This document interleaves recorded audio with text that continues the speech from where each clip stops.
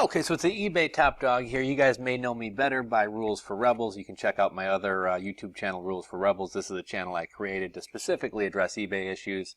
And though I have a lot of great how-to videos and things like that lined up for the future, I really like kind of taking the time to answer some eBay subreddit questions because, you know, if one person has one of these issues, chances are a lot of you guys have these issues. So let's kind of address this question somebody asked, and they said, I received negative feedback after selling a broken iPhone 5C.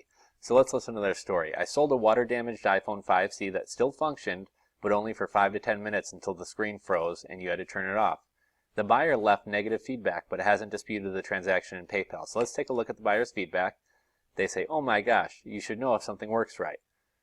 The buyer, this was the item description, so let's take a look at the item description. The device will work for approximately 5 to 10 minutes before freezing and becoming unresponsive. A hard reset is required to make the device usable again.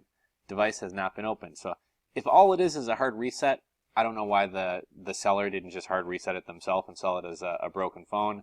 So we'll assume that there's actually more to it than that, but you know, that doesn't really matter. However, I made a huge mistake by listing the item condition as used but fully operation and functions as intended.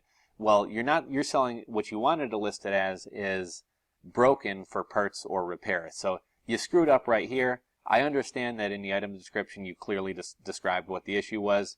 A couple things though. One thing that you'll learn after spending some time on eBay is there are some bad eBayers out there who literally crawl around eBay waiting for people like yourself, who I'm guessing are new to eBay and don't describe something clearly, and they basically buy an item from you and then make your life a living hell, wreaking havoc and demanding that they want the item for free or they want a steep discount. So always make sure you list things appropriately.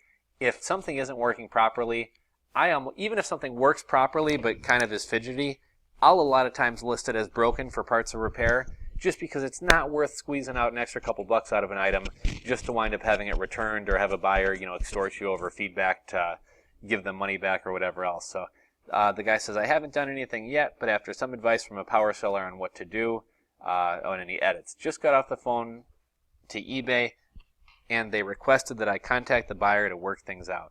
If the buyer won't remove it, call back. So here's what I would do. I have no idea what the item actually sold for or anything else. I would contact the buyer. I would say, look, I'm relatively new to eBay. I haven't listed a lot of things. You know, I clearly described what was wrong with this phone in the description.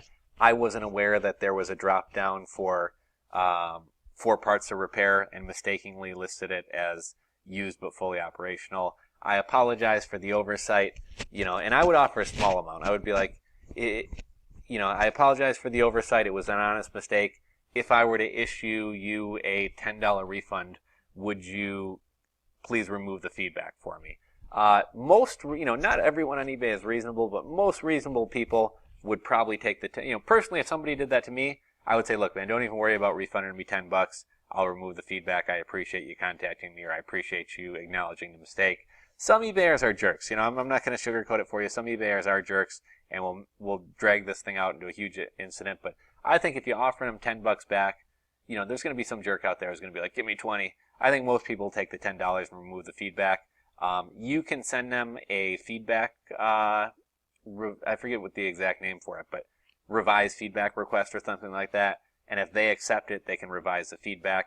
Quite honestly, I think if you offer them a couple bucks back, I think they probably will do this. Be very apologetic. Tell them it was a mistake. Tell them you're new to eBay, and I think things will probably work out. One other thing I want to mention here, a lot of people are really short-sighted when it comes to eBay, like, oh, I don't want to lose $10. Like, you know, I'll just stick with the negative feedback. A negative feedback is going to hurt you in search rankings. A negative feedback is going to make other buyers scared to buy from you. So don't be short-sighted and think, I just want to keep this $10 and take the negative feedback. To me, I will lose $100 to get a positive feedback. Why? Because if you're a serious seller, in the long run, a negative feedback is either going to tank you in search, which means you're not going to sell as many items, or some buyers are going to be scared to buy from you. $10 is a drop in the bucket. It's absolutely nothing. Don't be short-sighted and choose $10 over a healthy eBay account. So that's what I have to say about the issue. If you guys agree with me, disagree with me, leave it in the comment section below. If you enjoyed this video, give me a thumbs up. If you're not subscribed to my channel, please click the subscribe button below. Check back for more videos, and we will talk to you next time.